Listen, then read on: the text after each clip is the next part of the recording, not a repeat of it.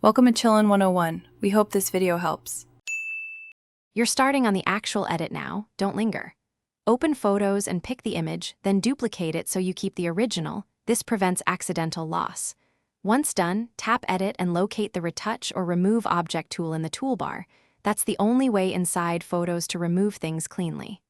Position the photo so the object fills the screen because the tool samples surrounding pixels. Make a plan. Will you remove a small speck, a person, or a large object? That changes your brush approach. Now you'll remove the object step by step. Select the brush or lasso in Retouch and set size and softness, smaller for edges, larger for surfaces. Paint over the object in short strokes rather than one long sweep because Photos samples nearby pixels to reconstruct the area. This reduces visible repeat patterns. Once you've covered it, wait a beat for processing, then pan and zoom to check seams at 1.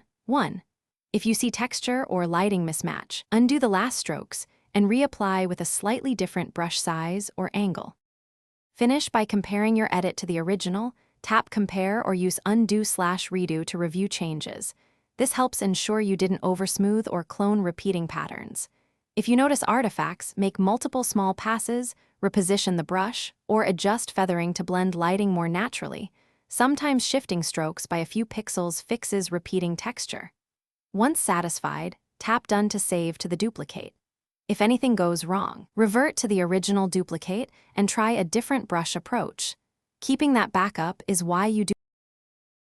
Thanks for watching. Consider subscribing if we helped you.